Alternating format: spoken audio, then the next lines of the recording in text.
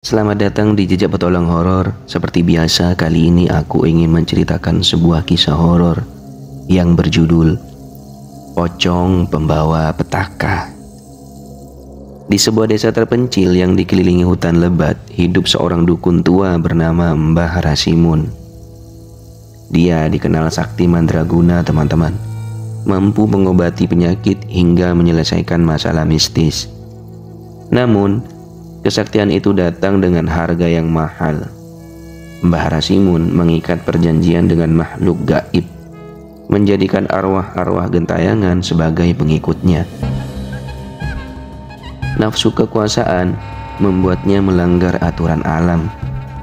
Dia mencoba mengurung salah satu arwah paling kuat di desanya. Roh penasaran seorang laki-laki yang mati tanpa kafan dan tak terima di bumi. Arwah itu terbungkus kain lusuh melompat-lompat mencari ketenangan yang tak kunjung didapatkan. Namun, upaya Mbah Rasimun gagal. Pocong itu mengamuk menuntut kebebasan. Dalam kemarahannya, pocong itu mengutuk Mbah Rasimun sebelum melarikan diri ke hutan. Siapapun yang melihatku melawan arah angin, petaka akan datang dalam 7 hari. Tak lama setelah itu, Mbah Rasimun ditemukan tewas mengenaskan di rumahnya. Matanya melotot keluar dengan wajah pucat ketakutan. Bau busuk menyengat menyelimuti rumahnya, dan di lantai tanah terlihat jejak lingkaran, seakan ada yang melompat-lompat di sana. Sejak saat itu, penduduk desa menganggap rumah Mbah Rasimun terkutuk. Tak ada yang berani mendekat hingga rumah itu terbengkalai dan terlupakan oleh waktu. Bertahun-tahun kemudian, 4 remaja yang tidak percaya tahayul memutuskan untuk menjelajahi rumah tua itu. Mereka adalah Aldi, Beni, Sinta, dan Rina. Sahabat sejak kecil yang selalu penasaran dengan hal-hal mistis. Aku dengar di sana angker. Banyak yang bilang pernah lihat pocong berkeliaran di sekitar rumah tua itu, ujar si Beni dengan nada berbisik saat mereka berkumpul di warung kopi. Aldi tertawa sinis. Itu cuman omong kosong orang kampung yang ketakutan. Hantu itu nggak ada. Apa kau berani membuktikannya? Tantang Rina. Matanya berbinar dengan rasa penasaran yang dalam. Ayo kita ke sana malam ini, jawab Aldi tanpa ragu, penuh percaya diri. Malam itu, angin bertiup kencang dari arah utara, membawa bau lebab yang aneh. Bulan purnama bersinar pucat menambah kesan seram di sekitar rumah tua yang sudah hampir runtuh itu. Pintu rumah berderit saat mereka mendorongnya. Bau anyir langsung menyergap hidung, seakan ada sesuatu yang membusuk di dalam sana. Namun, Aldi tetap melangkah maju. Dengan langkah mantap diikuti teman-temannya yang mulai merasa tidak nyaman. Di dalam, mereka menemukan ruangan besar yang dipenuhi debu dan sarang laba-laba. Dinding kayu sudah lapuk dan jendela-jendela pecah dengan tirai yang terkoyak. Di sudut ruangan ada cermin besar yang retak memantulkan bayangan samar yang tidak jelas. Apa yang kita cari di sini? Tanya Sinta dengan suara bergetar. Dia merasa ada yang mengawasi dari balik kegelapan. Bukti bahwa hantu itu gak ada, jawab Aldi dengan yakin, meski bulu kuduknya mulai berdiri. Mereka mulai menjelajahi rumah itu, membuka pintu-pintu yang sudah hampir lepas dari engselnya. Ruangan demi ruangan kosong, hanya menyisakan bau apek dan lantai kayu yang berderit. Namun, saat mereka mencapai ruangan terakhir, suara aneh terdengar dari luar jendela. Suara kain yang diseret di tanah diselingi dengan suara lompatan berat yang berirama. Duk, duk, duk. Rina mengintip melalui jendela retak. Matanya langsung melebar ketakutan. Itu pocong. Semua menoleh ke arah yang dilihat Rina.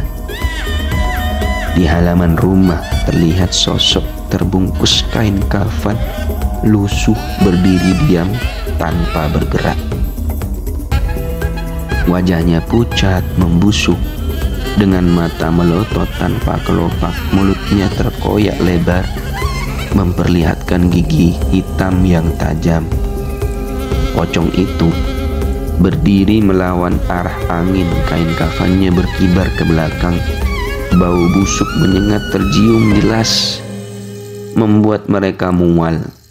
Dengan gerakan lambat, pocong itu mulai melompat melawan arah angin. Benny mundur dengan tubuh gemetar. Kita harus pergi sekarang. Mereka berlari keluar rumah dengan panik, melintasi halaman dan jalan yang setapak menuju desa. Namun suara lompatan itu terus mengikuti, semakin cepat dan dekat. Saat Aldi menoleh ke belakang, dia melihat pocong itu melompat cepat, mengejar mereka dengan gerakan yang tak wajar.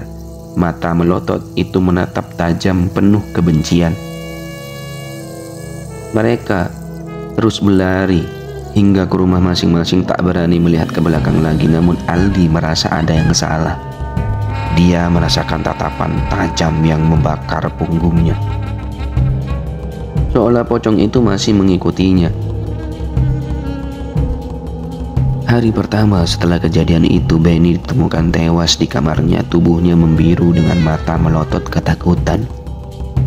Di lantai kamarnya terlihat jelas lingkaran dari tanah basah, seperti bekas lompatan. Hari kedua, Sinta terjatuh dari tangga dan patah leher. Wajahnya membeku dengan ekspresi ngeri dan di sekitarnya tercium bau busuk menyengat. Hari ketiga, Rina ditemukan tergantung di kamarnya. Tubuhnya kaku dengan tangan terulur ke arah jendela, seolah mencoba melawan sesuatu yang tak terlihat. Di lantai di bawahnya terdapat lingkaran tanah basah dengan bau busuk yang menguar. Aldi ketakutan.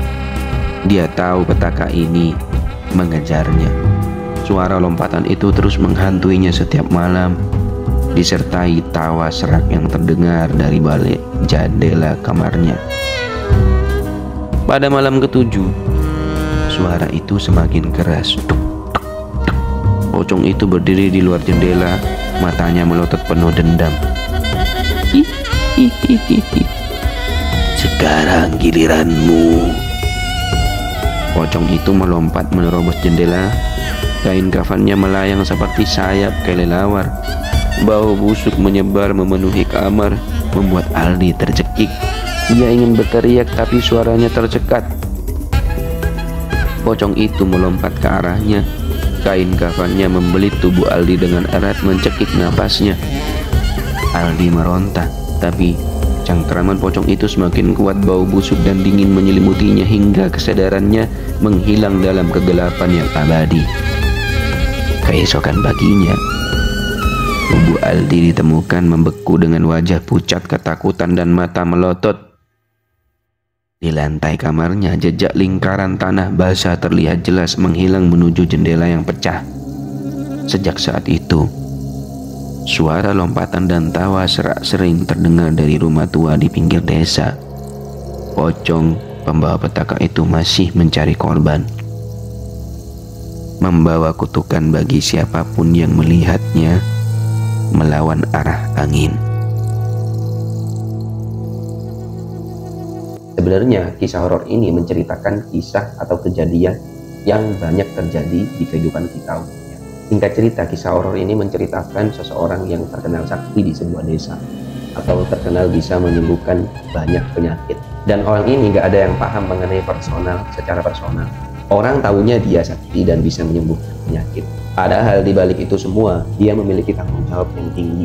atau memiliki perjanjian yang tidak kita tahu. Dia berjanji dengan siapa? Entah makhluk yang tidak kita tahu.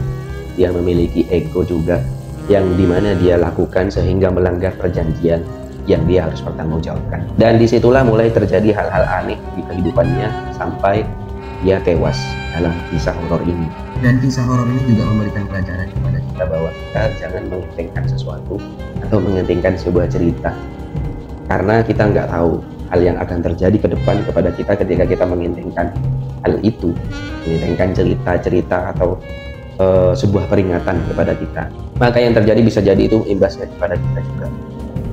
So buat teman-teman yang masih nonton video Jejak Petualang Horor, terima kasih yang terbaik, dan jangan lupa untuk yang belum subscribe dan tekan tombol loncengnya supaya tidak ketinggalan video terbaru dari Jejak Petualang Horor. Dan see you di next video.